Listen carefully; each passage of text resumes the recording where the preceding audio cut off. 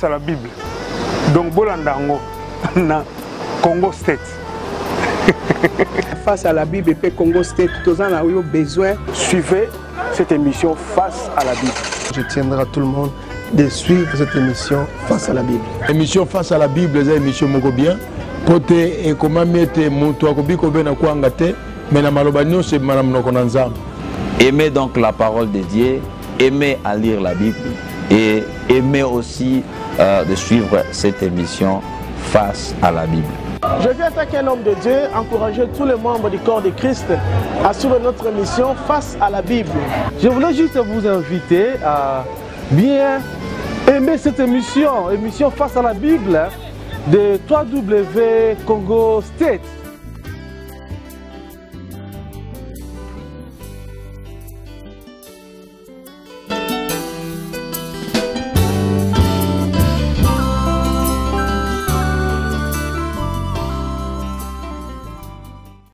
Bienvenue dans votre émission intitulée Face à la Bible. Aujourd'hui, cette émission revêt une couleur spéciale et un tout petit peu particulière. Il existe certaines personnes dotées d'une certaine capacité et l'exception confirmant la règle, cette catégorie ou cette frange de personnes font effectivement la particularité par rapport à cette réalité. C'est-à-dire des personnes dotées d'une certaine capacité de faire deux ou plusieurs choses à la fois, et cela de manière pas moins appréciable. C'est comme ça que nous allons recevoir, pour votre plaisir, aujourd'hui sur notre plateau, un homme qui aura à bien se présenter lui-même. Mais moi, je préfère tout simplement vous dire qu'il s'agit de Monsieur Oscar Twikale, que je reçois et que je salue. Bonsoir, Monsieur Oscar. Bonsoir. Vous allez bien? Oui, ça va, on est là. Nous sommes fiers et nous voulons dire combien nous sommes honorés par votre présence, c'est-à-dire que vous avez accepté notre invitation. Donc, encore une fois, merci. Merci à vous. Et donc, sans plus tarder, nous allons aborder notre émission, le vif de notre sujet. Monsieur Oscar Twikale, tout de suite vous avez vu, j'ai eu du mal à vous présenter, c'est-à-dire je n'ai pas su dans quelle casquette je devrais vous présenter. Je me suis limité à dire Monsieur Oscar. C'est bien facile, vous allez avec ce que vous pouvez. Voilà, et donc là maintenant la balle doit revenir dans votre camp. Est-ce que vous pouvez nous dire qui est Monsieur Oscar Twikale? Vous voulez la longue ou la courte version? Je pense que la moyenne serait la bonne. Ah, bon, je reprends au nom d'Oscar et je vis ici à Illinois. Et comme vous avez dit, je suis un peu dans plusieurs casquettes. C'est parce que les gens ne savent pas m'identifier comme recruteur dans une entreprise de la place ou encore comme pasteur. C'est vrai que des fois pour moi c'est un peu c'est pas aussi facile de manager les deux casquettes, mais on essaie de faire avec. Donc je suis là, je travaille avec une entreprise de la place. Nous sommes dans des distribution de produits alimentaires et je travaille là-bas comme recruteur et entraîneur. Donc certaines personnes me connaissent sur cette casquette-là, mais je suis aussi pasteur avec l'église Gathering of the Firstborn ou encore le rassemblement de premiers-nés. Nous avons commencé à Jacksonville et là on vient de planter à Springfield. C'est là où je suis en train de travailler avec le pasteur Sylvain Lombe, qui est mon pasteur et mon père spirituel. Donc c'est vraiment un peu ça, si je dois te donner juste un petit briefing. Ok. Chers téléspectateurs, vous l'aurez déjà remarqué que même lui-même, M. Oscar, a du mal à bien préciser une casquette. Mais déjà un élément retient mon attention. Là, il s'est présenté en tant qu'agent recruteur, c'est-à-dire dans les ressources humaines, ainsi de suite. mais aussi comme pasteur responsable d'une paroisse. Mais je me demande si c'est fait exprès qu'il ait omis une autre casquette, c'est la casquette d'écrivain. Oui. Et on le saura si c'était fait exprès ou c'est arrivé comme ça par inadvertance. Mais déjà, chers téléspectateurs, vous comprendrez que l'invité que nous avons reçu aujourd'hui joue certains rôles qui demandent et du temps, et de la concentration, et de la disponibilité. Pour dire que ce n'est pas facile. Mais il arrive quand même à le faire de la bonne manière. J'espère. Vous êtes brave, pasteur Oscar. Donc, tantôt je vous appellerai Monsieur Oscar, tantôt je vous appellerai pasteur Oscar. Je pense que cela ne va pas vous offusquer. Sentez-vous à l'aise. Il y a des gens dans la communauté qui ont l'habitude de m'appeler frère Oscar. Il y a des gens qui m'appellent Oscar et il y a des gens qui m'appellent Monsieur Oscar, pasteur Oscar, berger Oscar. Pour moi, comme vous vous sentirez à l'aise, je dirai présent. Et une petite curiosité, comment vous sentez-vous quand on vous appelle Oscar? Ça me dérange pas. J'ai des nièces et neveux qui m'appellent comme ça, et je suis sorti d'une famille où on s'appelait par nos noms, et ça me dérange pas. Ok, nous avons essayé de comprendre qui est Monsieur Oscar, qui est pasteur Oscar. Si je pourrais peut-être ajouter un petit élément, c'est que le pasteur Oscar est congolais. Et donc, en tant que pasteur, pourriez-vous nous donner un petit témoignage par rapport à votre rencontre avec Christ, votre parcours jusqu'à ce que vous parveniez à devenir berger? Je ne pense pas que cela est tombé comme la manne du ciel du coup. Il y a eu un parcours. De manière un peu plus brève, est-ce que vous pouvez nous en parler? Ça pourra édifier quelqu'un qui nous suit. Je dirais que j'ai même un tout petit peu expliqué cela dans le livre. Je n'aimerais pas aller plus loin que vos questions. Mais avec le Seigneur, je dirais que il a toujours été là depuis mon enfance. Mais j'ai essayé à le connaître, j'ai essayé à le comprendre, je l'ai cherché à ma manière. Et déjà à l'école primaire, j'étais à l'école catholique et tout ça, mais je cherchais à cause d'un vide. Je cherchais, il y avait tellement un vide en moi, je dirais l'absence d'une mère que je pouvais peut-être passer un peu de temps à peine avec, ou encore un père qui est toujours parti, mais c'est ce vide-là que je cherchais aussi avec tellement d'éléments qui se passaient autour de moi, je dirais des abus, mais sans savoir à qui aller partager ces choses-là.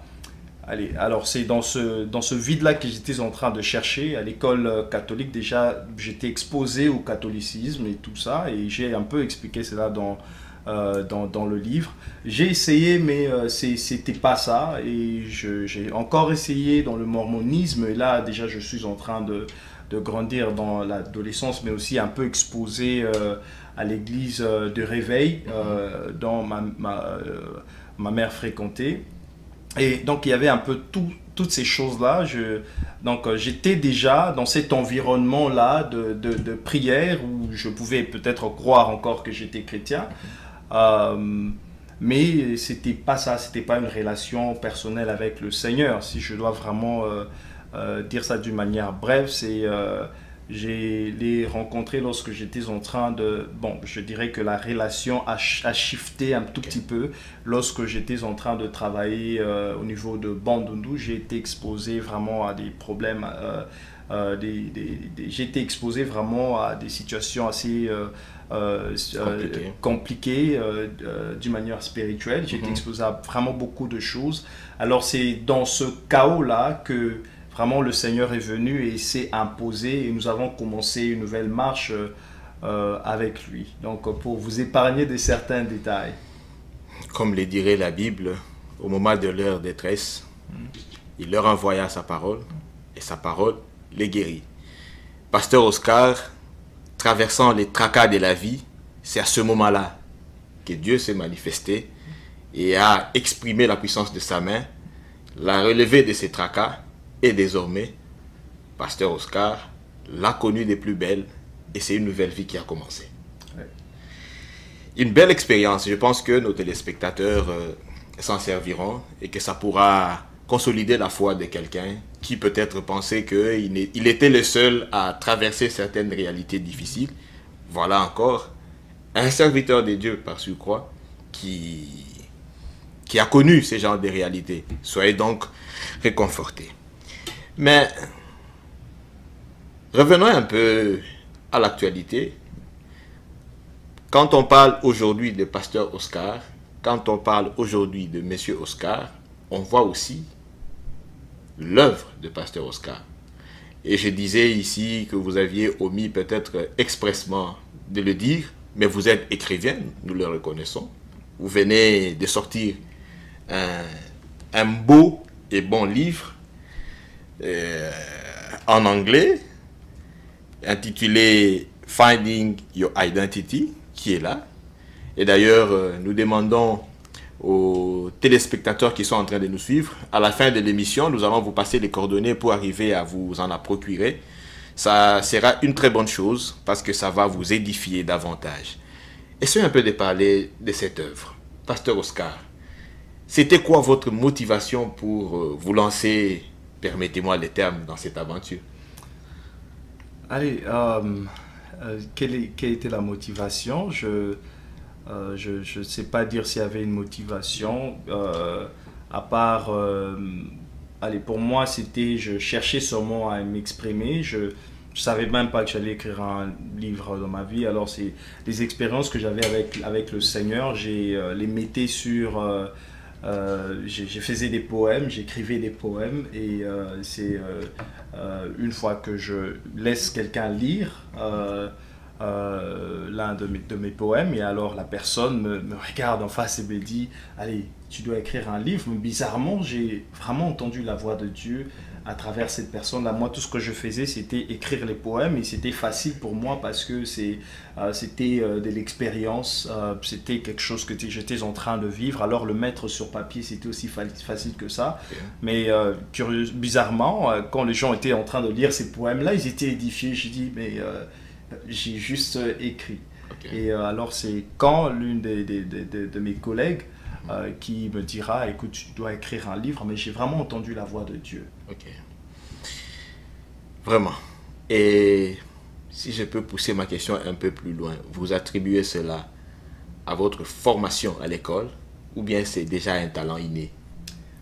Je crois que j'ai expliqué ça aussi dans ce livre-là. Je n'ai pas de formation dans ces choses-là.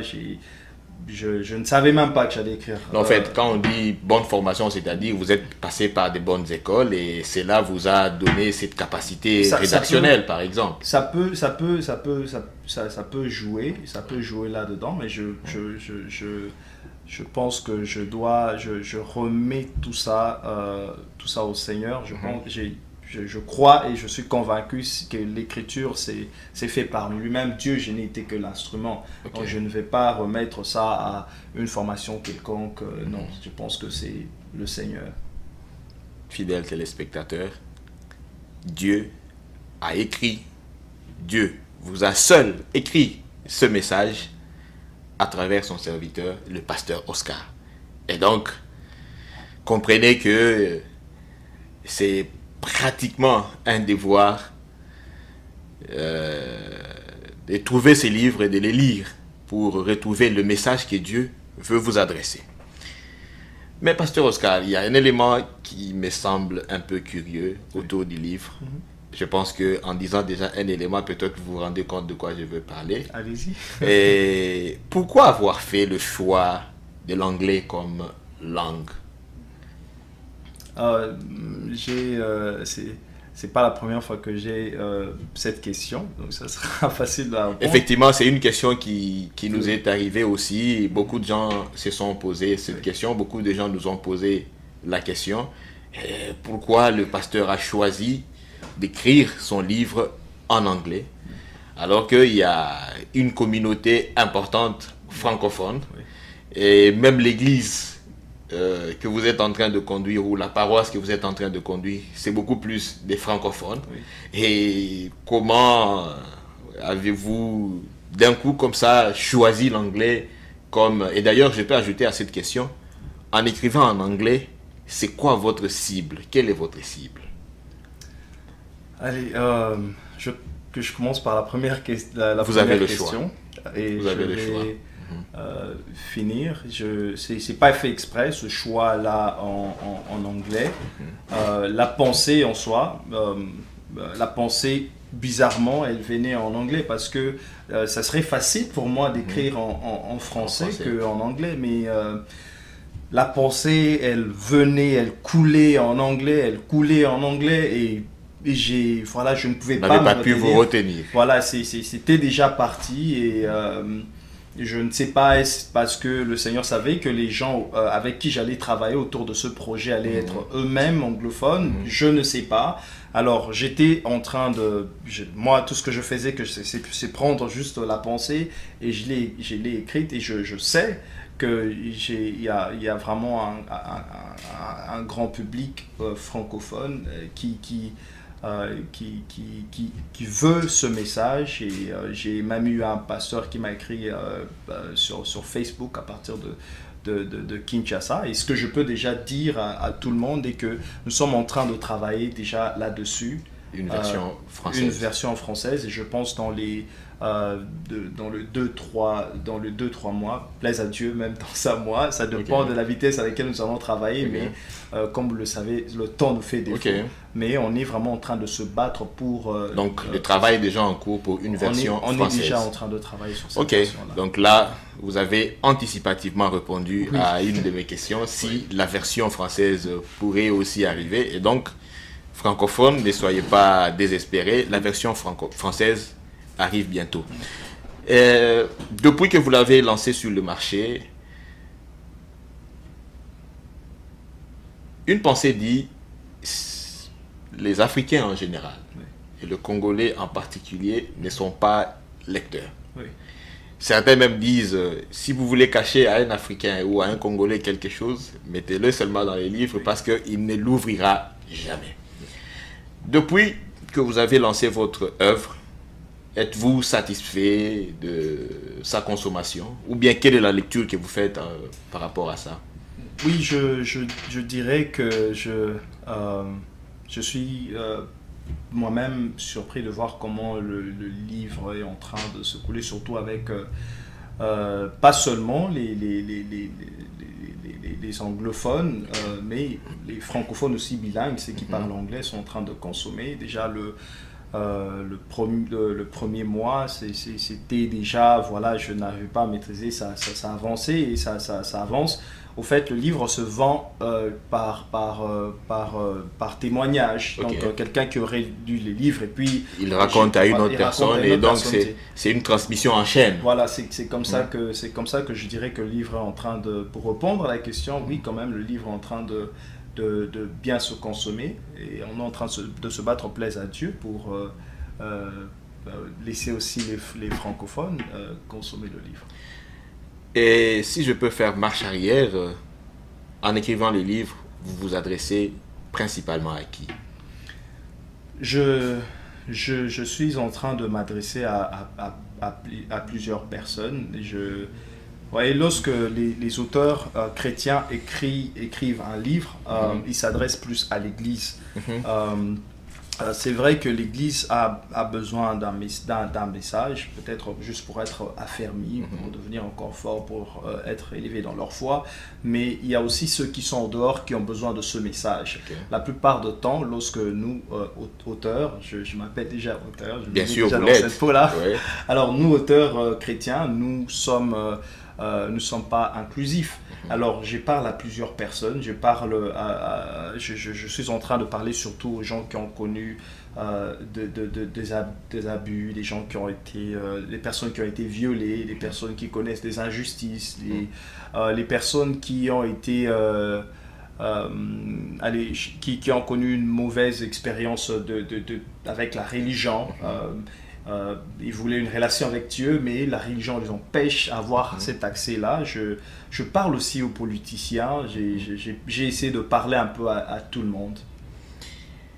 J'ai envie de dire que mon invité est un as, parce que là, il est en train de me précéder même dans mes questions, mais on y va quand même. Et quand vous dites, vous vous adressez et aux enfants des dieux, et à ceux qui sont encore en dehors, mais tout de suite, on se pose la question, mais est-ce que le message à adresser à ceux qui sont déjà enfants des dieux et à ceux qui ne le sont pas encore, est-il le même? Ou même la manière de le faire, est-elle la même?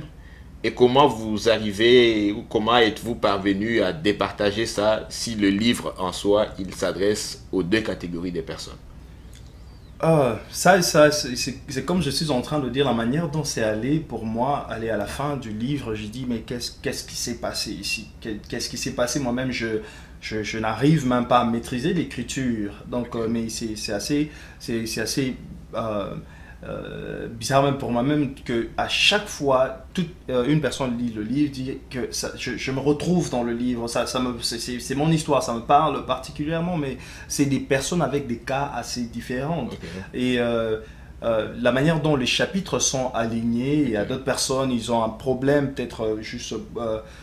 pour répondre à la question, si je suis en train de parler à l'église ou encore aux enfants de Dieu, il y a des enfants de Dieu aussi qui ont un problème, qui sont en train de connaître un problème avec le pardon, ou encore un enfant de Dieu mais à la recherche d'un père, il n'a pas cette paternité-là, à la recherche d'un père, à la recherche d'une référence, un repère. Alors, la manière dont tous ces chapitres-là se sont alignés, ça parle de l'amour, ça parle du pardon, ça parle de l'intégrité, ça parle de valeurs, comme dans ce chapitre que j'ai appelé Know Your Value, reconnaître tes valeurs. Là, je suis en train de m'adresser, je ne faisais pas exprès de m'adresser aux jeunes sœurs, aux jeunes filles, mais allez, quand des mères sont en train de lire, disent, pour la plupart des commentaires que j'ai eus, non, ce message, c'est assez important pour les jeunes filles, parce que nous avons de fois les gens, parce qu'ils ne connaissent pas leurs vraies valeurs, cela pousse à certaines personnes de leur traiter moins que leurs vraies valeurs. Donc c'est là où j'étais en train de dire reconnaître vos valeurs et tout ça, et j'ai donné deux histoires et tout pour faire juste pour donner un exemple. D'un diamant, j'ai dit, allez, un diamant, ça ne peut pas se vendre dans un milieu assez bizarre. Sinon, on se dira, soit ce sont des morceaux de gaz, c'est certainement pas un diamant. Et je vais aller faire reconnaître aux jeunes sœurs que vous avez plus de valeur qu'un diamant. Ou encore, j'ai encore donné un exemple dans ce chapitre-là. Je ne sais pas si vous vous rappelez, en Afrique, nous avons des assiettes assez spéciales. Oui, en porcelaine, voilà. Ça c'est pour des visiteurs de marque, un oncle peut-être ministre ou quelqu'un de ce genre-là. Alors, nous avons tous ces assiettes-là. Je suis en train de donner l'exemple en cellule dans le livre. J'ai dit, à midi après l'école, tu mets ton bon foufou pour nous les Congolais, un bon foufou et tout, tu t'attends, ta mère vient te trouver et ça sera la cata. Comment as-tu pu prendre cette assiette? Voilà. Et ainsi de Donc suite, tout le monde reconnaît la valeur de cette assiette, et je suis en train de dire aux jeunes sœurs, écoutez, vous avez beaucoup plus de valeur que ces assiettes-là en porcelaine dont on était en train. Donc j'ai un peu parlé à tout. Comme le dirait la Bible qui nous parle des vases vils et des vases des valeurs. Et donc, enfants de Dieu, vous comprenez, essayez de comprendre petit à petit avec moi. Moi, j'ai essayé juste de survoler les livres. J'étais abasourdi et même ahuri. Donc, je vous invite à consommer ce livre. Il est d'une grande importance. Quand vous connaissez votre valeur, vous mènerez la vie qui est la vôtre. Mais quand vous méconnaissez votre valeur, vous ne menez pas une vie, mais de foi, comme le disent certains, vous vivotez. Oui, au Congo, avec nos origines, on a eu l'habitude d'aller vers les féticheurs du village. C'est là où tout a commencé. Alors on partait, on donne nos sacrifices ou comment ça marchait, je ne sais. Mais et puis le féticheur, il nous dit, il répond pratiquement. Il répond, on sur nous les champs. demande. Ou soit, ok, c'est quoi ton problème, je veux voyager, je veux tuer telle personne, toutes ces choses-là, le féticheur répond. Et alors, nous avons ramené ces choses-là même à l'église. Dans la relation avec Dieu. Voilà, même avec les pasteurs. Aujourd'hui, c'est les fidèles, la relation qu'ils ont avec le pasteur. Vous avez comme l'impression ils sont en train de venir chez un gourou, un féticheur. Ça n'a pas de sens, c'est inconcevable. Et tout ça, on ne sait pas seulement donner ça c'est vrai que notre responsabilité ou la responsabilité de pasteur, c'est justement de pointer le peuple vers la vraie solution qui est Jésus-Christ, pas les pasteurs. Ces plateaux. Mais pasteur, vous écrivez un livre, vous attendez que les gens consomment ce livre, vous attendez que les gens le lisent. Mais est-ce que vous-même, vous avez la culture de la lecture? Si oui, je vais un peu taquiner. Qui avez-vous lu en dernier comme auteur et c'était quoi le livre? Il parlait de quoi? Quand vous parlez de en dernier, c'est il y a combien de mois? Parce qu'actuellement, là, je suis en train de lire. Je ne sais pas si vous... Ok, on peut parler de celui que vous êtes en train de lire maintenant. Là, maintenant, je suis en train de lire Derek Prince. C'est un serviteur de Dieu qui m'a beaucoup inspiré. J'ai plutôt aimé son intégrité. Et le livre que je suis en train de lire actuellement, c'est Longing for His Appearance. Donc, comment je peux traduire ça? Donc, aspirer à son apparence. Donc là, il parle de l'apparence de Jésus-Christ. Comme la Bible le dirait, il faut aimer ton prochain comme tu t'aimes toi-même. Le pasteur a écrit, il attend qu'on le lise, et lui-même, il est en train de lire les autres. N'a-t-il pas le droit d'être élu? Allez, chers téléspectateurs, consommons ces livres, parce que il vaut la peine d'être consommé.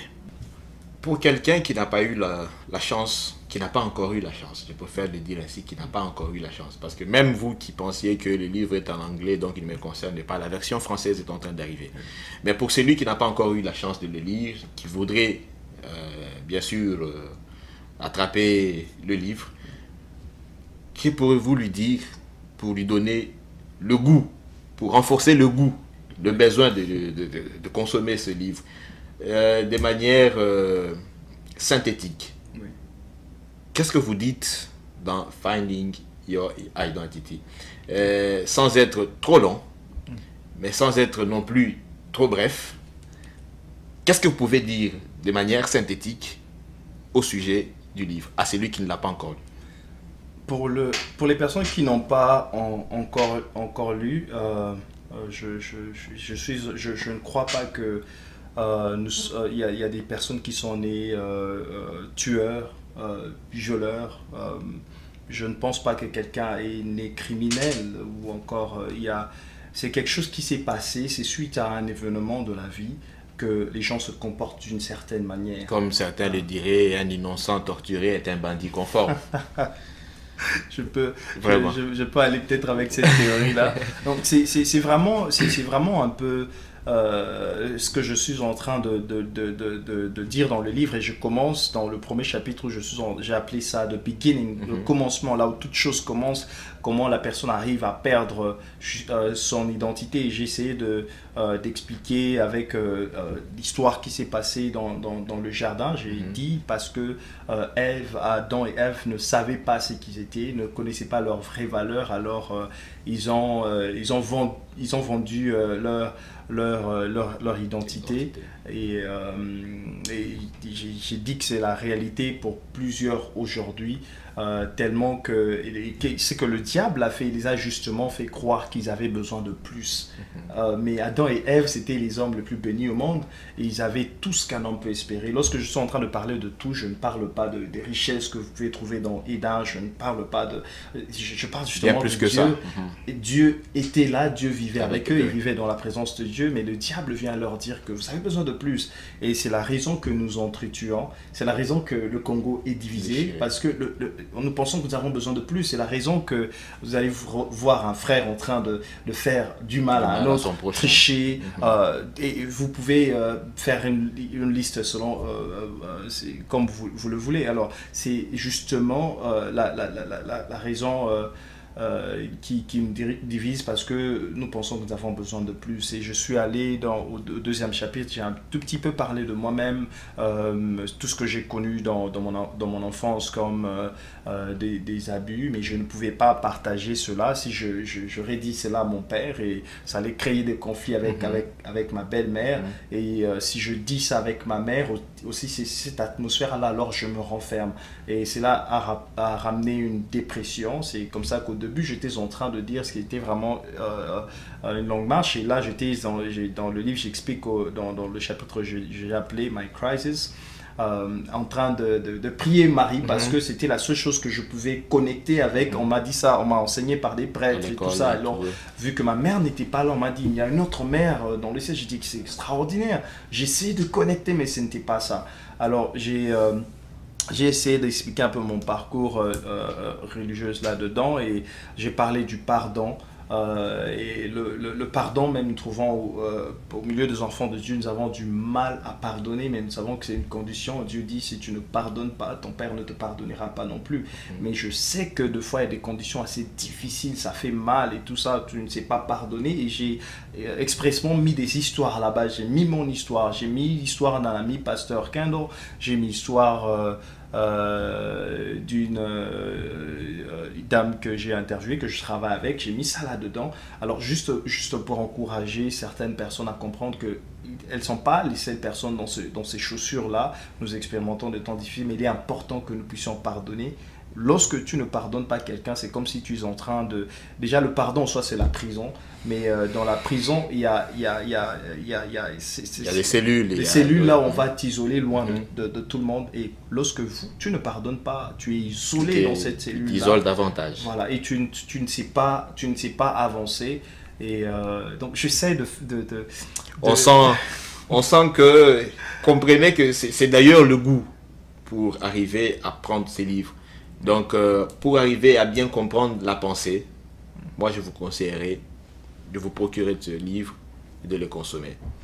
Et quand le pasteur parle, je me pose la question, si nous voulons parler du genre littéraire de ce livre, allons-nous les classer dans le genre autobiographique? Est-ce un essai? Est-ce que c'est... J'ai à voir comment vous l'expliquer, et de la manière, moi, je l'ai survolé un tout petit peu. J'ai même du mal à me localiser. C'est quel genre littéraire? Je pourrais dire c'est autobiographie. J'ai vraiment pas... j'ai vraiment un peu parlé de moi-même. J'ai parlé de mon enfance, j'ai parlé de ma jeunesse, j'ai parlé de difficultés que j'avais dans la jeunesse. J'ai quand même... Je dirais que c'est autobiographique. Voilà. Les bonnes choses ne durent jamais, dit-on. Nous sommes là pratiquement à la fin de notre entretien. Mais avant de nous séparer, Pasteur Oscar, qu'est-ce que vous dites à ces peuples qui nous suivent partout à travers le monde? Je souhaiterais que vous soyez un peu systématique. Qu'est-ce que vous dites aux Congolais qui sont sur place au pays? Qu'est-ce que vous dites à la diaspora congolaise éparpillée de par le monde? Qu'est-ce que vous dites aux enfants des dieux? Et qu'est-ce que vous dites à la communauté congolaise aux États-Unis? C'est une longue liste. Allez, par où commencer? Aux enfants de Dieu, je nous dirais que nous avons une mission. Dieu nous a dotés de... À chacun, nous avons des dons, et utilisez cela à votre avantage. Moi, je dirais que je suis quelqu'un d'assez timide et réservé, mais si je me pointe devant cette caméra, il faut me prendre très au sérieux. Moi, je suis en train de présenter cette œuvre donnée par le Seigneur. Parfois, pour toi, c'est un chant. Tu peux transmettre un message, et c'est pas chose facile de transmettre un message. Il peut y avoir de barrières et tout ça. mais avec Dieu, tu peux le faire. Bats-toi pour le message que Dieu a mis en toi. Ma motivation ou la voix qui m'a plus motivé, c'est lui-même, le Seigneur Jésus-Christ. N'attends pas que tout le monde soit d'accord avec toi, n'attends pas que les personnes puissent t'applaudir. Va et fais ce que Dieu te demande de faire. Il faut avoir foi en toi et foi à la voix que le Seigneur t'a donnée. Ça va impacter les gens. Le message que Dieu t'a donné, ça va impacter les gens. Tu n'as pas besoin d'être parfait. Alors aux Congolais, je dirais à ceux qui sont ici, je veux demander l'unité. Nous, ça ne sert à rien de se combattre les uns les autres. Motiver les autres, essayer de voir l'exemple avec la Chine ou encore d'autres peuples qui viennent visiter au Congo. Quand un frère arrive, ils vont l'installer, ils vont lui donner des moyens, l'équiper, tout ça, et puis ce frère va évoluer. Ce sont des choses que nous devons faire. Accepter les frères qui sont en train de venir, faut pas les abuser, il ne faut pas prendre avantage de ces personnes-là parce qu'ils viennent d'arriver. Soyons un, soyons unis, et cela va faire notre force. Et comme la parole de Dieu nous le dit dans le livre de Psaume 133, la Bible dit qu'il est doux et agréable pour le frère de demeurer ensemble. C'est là où le Seigneur déverse la bénédiction et la vie éternelle. Si nous sommes réellement frères, si nous sommes un, Dieu va nous bénir. Et j'ai dit de même pour la RDC. Tu as parfois des abus, tu es en train de connaître de moments difficiles, mais Dieu est en train de te dire, RDC, sois fort et rapproche-toi de ton Dieu en vérité, et Dieu va visiter la nation congolaise. Donc ne perdez pas espoir, soyez forts, vous allez voir ce grand jour, le Seigneur nous bénira. Et la liste, elle était trop longue, il faut m'aider. Qui est-ce que je n'ai pas, à qui je n'ai pas... À la diaspora congolaise en général, éparpillée à travers le monde. Ça, je pense que j'ai parlé de donc, vous les avez mis ensemble, diaspora congolaise et communauté congolaise aux États-Unis. Donc, je pense que vous avez brossé la liste. Quant à moi, ce que je vous dirais, c'est d'abord un rappel avec notre introduction. Je vous ai dit que l'émission d'aujourd'hui sera un tout petit peu spéciale. Vous comprendrez qu'on n'a pas abordé un thème comme on l'a toujours fait. Ici, on a beaucoup plus parlé d'un homme et beaucoup plus encore d'une œuvre. Œuvre qui se retrouve dans l'œuvre des dieux. Donc, que Dieu vous bénisse partout où vous êtes. Nous vous disons merci d'avoir suivi notre émission. Nous vous remercions de nous avoir donné votre temps. Et je pense que cette fois ne sera pas la dernière. Est-ce que vous avez un dernier mot, pasteur? Un dernier mot. Je vous remercie, évangéliste, pour l'invitation. Et merci à Congo State. Je prie que le Seigneur fasse avancer cette œuvre. Et je demande aussi à tout le monde de soutenir, c'est votre frère. Et je remercie mon pasteur à cause de tous son soutien moral, spirituel, et je remercie sa femme aussi qui est toujours là en train de m'encourager, ainsi que tout le peuple de Dieu et tous les frères et sœurs qui sont ici, qui m'aiment beaucoup et qui m'assistent. Ok, comprenez, nous essayons aussi de faire 2 ou 3 choses à la fois. Donc le pasteur venait de me dévoiler que j'étais serviteur de Dieu. Je l'assume, et là on essaie de faire du journalisme. Je dis merci à la technique. Là je vois l'ingénieur Didier Kisema. Je dis merci à toute la maison Congo State et à vous qui nous avez suivis. Nous souhaitons que cette fois ne soit pas la dernière. Ça va passer sur la voie des ondes, sur les réseaux sociaux. N'oubliez pas de partager.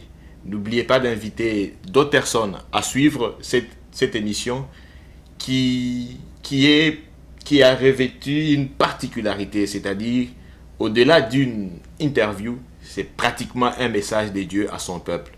Et donc, profitons de ce message parce que c'est une bénédiction pour nous. Pour le reste, je vous dis à tout de suite.